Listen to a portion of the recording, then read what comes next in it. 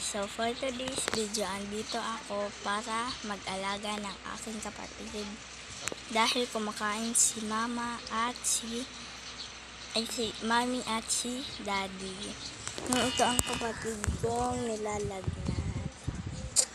Nanonood siya. Hi na hi! Hi! Kawawa naman siya. Ipag-pray na sana guys na mawala na ang kanyang sakit.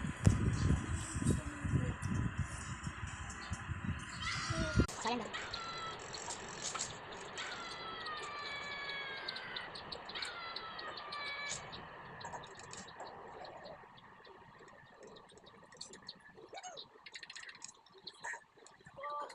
Ako yung nagayo kan sila.